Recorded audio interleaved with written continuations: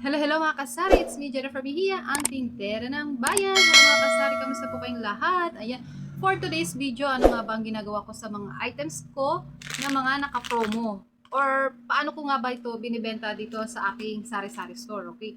Para po magkaroon tayo ng idea para sa ating mga baguhang sa sari-sari store or sa mga gusto pa po na mag-sari-sari store, ayan, magbibigay po tayo ng idea para po sa inyo. Okay? Una-una po, pag ako talaga ay bumibili ng mga items para po dito sa akin sari-sari store is pina-priority kong bilhin is yung mga naka-promo. Okay? Kasi dito po tayo mas babawi at mas malaki po yung pwede nating kitain. Okay? So, sa pagbili po ng mga ganitong items na naka-promo, kailangan i-double check po natin yung expiration date. Number 1 po talaga yan. Hindi po pwedeng basta-basta na lang tayo bibili ng mga naka-promo items na hindi chine-check ang expiration date. No? So, pangalawa po, syempre, tatansyahin din natin yung quantity. Kung ilan ba yung kayang mapaubos sa isang buwan or ilan ba yung pwedeng maubos agad na hindi pa na-expired yung ating items. No? Bago pa ma-expired, kailangan na-dispose na, na-ibenta na lahat para hindi po tayo malulugi. Okay? At ang pangatlo, ayan, nagka-calculator po ako. Chine-check ko kung talaga nga ba na naka-save tayo dito sa mga ganitong items at kung talaga nga ba na mas makakamura tayo at mas malaki yung pwede nating kitain. Ayan, kino-compute ko po agad yan kapag nakita ko sa grocery or sa grocery apps. No? Chine-check ko talaga yan. Nagko-compute ako. Talaga nasa tabi ko yung calculator kapag nag-check out ako ng items from grocery kasi chine-check ko kung talaga ba na mas makaka-save tayo. Okay? Kasi po, minsan, hindi pala. Di ba? Kaya kailangan po natin i-double check. Okay? So, yan. Pagdating na po dito sa aking sari-sari store, paano ko na nga ba po ito binibenta? Okay? So, una, dahil mas priority ko po yung pagre-retail, no, yung pagtingi-tingi, tinatanggal ko po ito. Tinatanggal po natin yan and then saka natin isasabit doon sa sampayan ng ating mga paninda. Okay, yan. Tatanggal ako ngayon kasi isang box po itong kinuha natin na buy 10 get 1 free na Bear Brand 33 grams. Okay, so isang box po ito kaya nagtatanggal po ako ngayon ng nakadikit. At saka isasabit doon sa sampayan. Okay. Ang bili ko nga po pala dito sa buy 10 get 1 free is 106.50 pesos. Okay, so 11 pieces siya bale. Pero kung i-divide ko lang yan sa 10 pieces kasi free naman daw yung isa, no? Lumalabas po na 106.50 divide 10. 10.65. So 11 pesos na po yun ang bawat isa. Okay, sa 10 pieces lang yun. Ang bentahan ko na po dito is 13 pesos per piraso. 13 pesos bawat isa.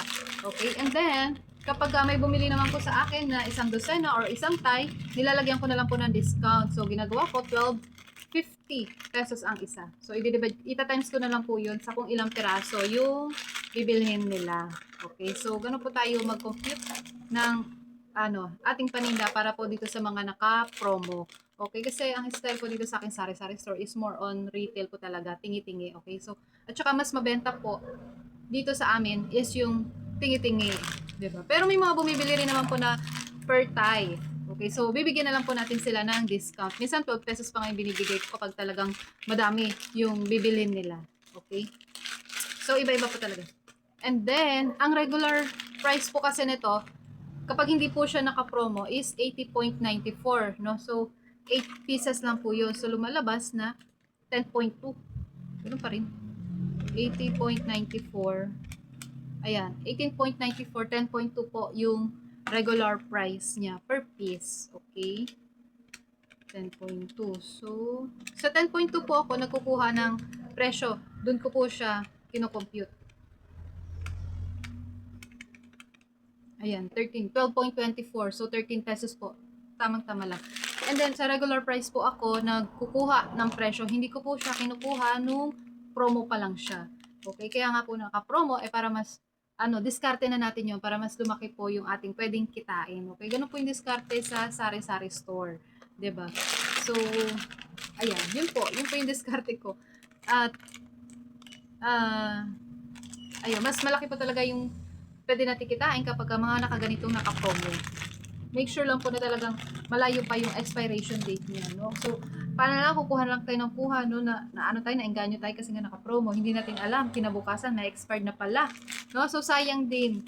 No? Kaya kailangan i-double check po natin yung expiration date. Okay? Number 1 na pinaka-importante, expiration date. Okay? Bisi-bisihan na muna tayo para naman makapag-restock na tayo doon. No? Ma-display na natin yung ating mga paninda. Sa pagtatanggal po ng mga ganito, be careful lang po kasi baka mabutas po natin yung items. Okay? Hindi pwedeng palingalinga kung saan nakatingin tapos tayo gupit na ng gupit. No? May tendency po talaga na mabutas yung items. So, baliwala din yun kapag na-damage yung items natin. No? Kaya be very, very careful po kapag nagugupit tayo nito. Okay? So, yun po ang ating idea, yung ating tips, yung diskarte po sa pagbebenta ng mga naka-promo na items. Okay, so ayun po, I hope nagkaroon po kayo ng idea dito sa aking video. Maraming salamat po sa panonood ng aking video. Thank you for watching. See you in my next video. Bye-bye. Happy selling. God bless.